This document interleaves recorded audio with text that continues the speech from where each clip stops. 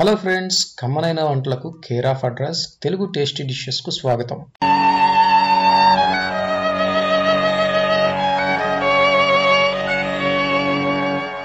అనగనగా మురాసురుడు అనే రాక్షసుడు ఉండేవాడు.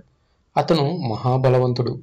ఇంద్రాది దేవతలను సైతం ఓడించి త్రిమూర్తుల మీదకే కాలు దువ్వటం మొదలుపెట్టాడు. ఆ బ్రహ్మరాక్షసుని బారి నుంచి తమను కాపాడాలంటూ ముల్లోకాల్లోని దేవతలందరూ విష్ణుమూర్తిని ఆశ్రయించారు. దాంతో విష్ణుమూర్తి యుద్ధానికి సన్నద్ధుడై మురాసురునితో తలపడ్డాడు.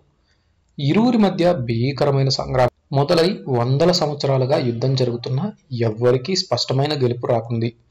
ఈ లోపల విష్ణుమూర్తి యుద్ధంలో తనకు కలిగిన అలసటను తీర్చుకునేందుకు ఒక గుహలో విశ్రమించాడు.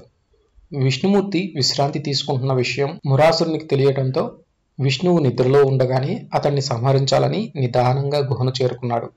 కానీ విష్ణుమూర్తిది అంతా యోగ నిద్ర కదా. ఎప్పుడైతే చెడు తలంపుతో ఆయన దగ్గరకు మురాసురుడు చేరుకున్నాడో వెంటనే విష్ణుమూర్తిలో నుంచి ఒక శక్తి ప్రభవించింది.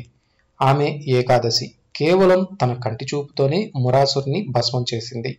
తన రక్షణ కోసం ప్రత్యక్షమైన ఏకాదశి దేవతను చూసి విష్ణుమూర్తి చాలా ప్రసన్నుడయ్యాడు.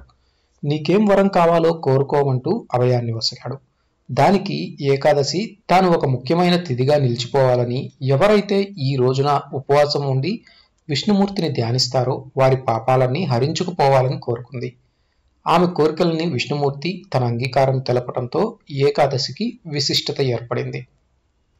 ఏకాదశి నాడు ఉపవాసం ఉండాలనుకునేవారు ఆ తిథి మొదలైనప్పటి నుంచి ఏకాదశి గడియలు ముగిసే వరకు ఎలాంటి పక్వాహారం తీసుకోకుండా ఉంటారు. మరికొందరైతే కేవలం నీటితో మాత్రమే గడుపుతారు. ఉపవాసం వలన మన ఆరోగ్యానికి ఎంత మేలు జరుగుతుందో మన పూర్వీకులు ఎప్పటి నుంచో చెబుతూనే ఉన్నారు. ఉపవాసం ఉండటం వలన శరీరం తనను తాను స్వస్థపరచుకునేందుకు శరీరానికి మనం ఇచ్చే అవకాశం ఉపవాసం.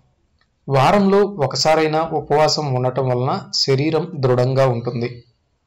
ఏకాదశి రోజున ఉపవాసం ఉండి ద్వాదశిన స్వల్పంగానే ఆహారం తీసుకోవటం వలన శరీరం దృఢంగా, మనసు తేలిగ్గా, మనం చురుగ్గా ఉంటాము.